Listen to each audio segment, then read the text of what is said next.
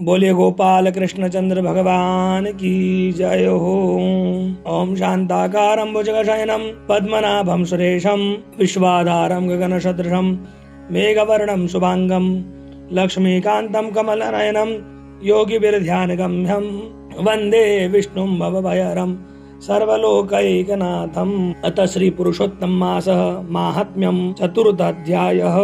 यदि आप चैनल पर नए हैं तो कमेंट बॉक्स में ओम नमो भगवते वासुदेवाय अवश्य लिखें और कथा को पूरी श्रवण कर। बोले गोपाल कृष्ण चंद्र भगवान की जय हो। अधिक मास कहने लगा कि हे नाथ, हे कृपानिधे, मलमास मेरा नाम है। मैं बलवानों से तिरस्कृत होकर यहाँ आया हूँ, फिर आप मेरी रक्षा क्यों नहीं करते? मुझको उन लोगों ने शुभ कर्म वर्जित अनाथ और सदैव घृणा की दृष्टि से देखा है। अब आपकी दयालुता कहाँ गई? कठोरता क्यों हुई? इस प्रकार भगवान से कहकर मलिन मुख मलमास श्री कृष्ण के आगे आंसू बहाता हुआ बैठ गया। तब द्रवीभूत हरि आगे बैठे दिन मदन मलमास से कहने लगे कि हे तात, तुम अत्यंत दुखों में डूबे हो, सो ऐसा भारी दुख तुम्हारे मन में क्या है? तुम किसी प्रकार का सोच मत करो, मैं तुझे दुख में डूबे हुए का उद्धार करूंगा। मेरी शरण में आकर तुम सोच करने योग्य नहीं हो। नारायण बोले। ऐसे भगवान के वाक्य सुनकर मलमास दुखित होकर मधुसूदन भगवान से बोला कि हे भगवान, आपको सब कुछ ज्ञात है, आपके बिना इस संसार में कुछ भी नहीं होता।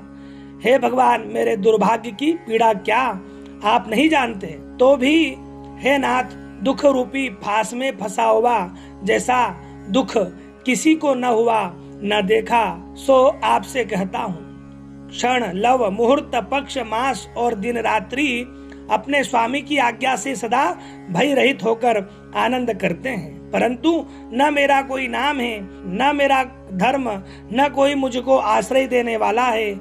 इसी से सब देवताओं ने मेरा निरादर किया है और शुभ कर्मों में यह मलमास वर्जित है, ऐसा सभी अंध परंपरा से कहते हैं। इसलिए मैं मरना चाहता हूँ, जीना नहीं चाहता हूँ। हे नारद जी, मैं मरूंगा, मैं मरूंगा, मैं मरूंगा, इस प्रकार बारंबार कहकर मलमास शांत हो गए। नारद जी श्री नारायण से कहने लगे कि हे महाभाग, चरणों में पड़े हुए अधिक मास को भगवान ने क्या कहा?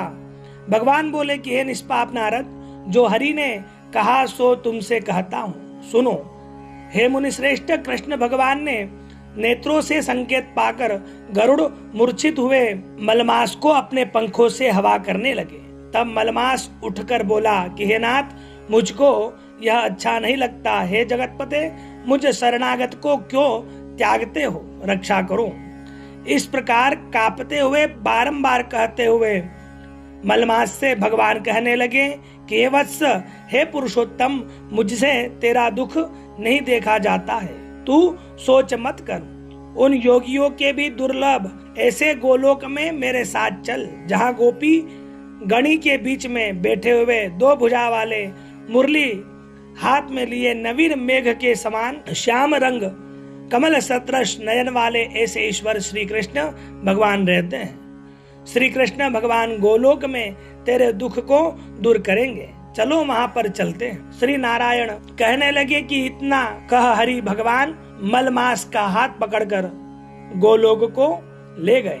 नारद बोले, हे पाप रहित विष्णु भगवान ने गोलोक में जाकर क्या किया, सो कृपा करके मुझसे कहिए। श्री नारायण कहने लगे कि हे नारद, श्री विष्णु भगवान जब अधिक मास सहित गोलोक में गए तो वहाँ क्या हुआ सो मैं तुमको सुनाता हूँ। गोलोक में मणियों के खंभों से सुशोभित भगवत धाम, जिसमें मनोहर ज्योति स्थान दावानल के समान विष्णु भगवान ने दूर से ही देखा। उस तेज से नेत्र मूंद गए।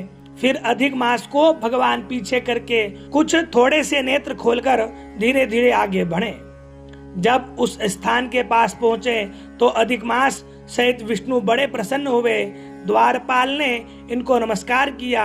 रत्नों के सिंहासन पर गोपियों के बीच में बैठे हुए श्री कृष्ण को रमानाथ श्री विष्णु जी ने नमस्कार किया।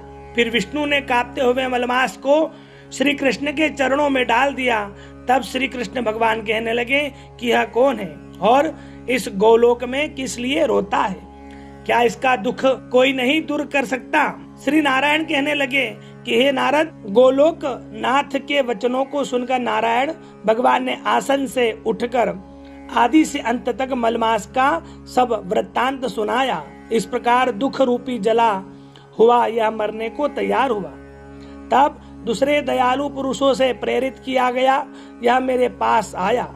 हे ऋषिकेश, मेरी शरण में आकर दुख जाल से घिरा हुआ बारंबार रोता हुआ और कांपता हुआ यह सबसे कहने लगा, इसके महादुख को आपके बिना कोई निवारण नहीं कर सकता, इसलिए इस स्वामी रहित को हाथ पकड़कर आपके पास लाया हूँ। इस प्रकार श्री विष्णु भगवान कहकर हाथ जोड़कर श्री कृष्ण भगवान के आगे खड़े हो गए।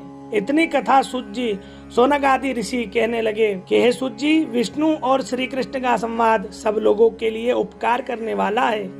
गोलोकवासी श्री कृष्ण ने क्या कहा और क्या किया उसको विस्तार पूर्वक कहिए। बोले गोपाल कृष्ण चंद्र भगवान की जय हो। इस प्रकार सज्जनों, आगे की कथा हम अगले भाग में श्रवण कराएंगे। यदि आप इस चैनल पर नए हो तो हमारे इस चैनल को लाइक करें, शेयर करें, सब्सक्राइब करना न भूलें। बोलिए पुरुषोत्तम भगवान की जय हो।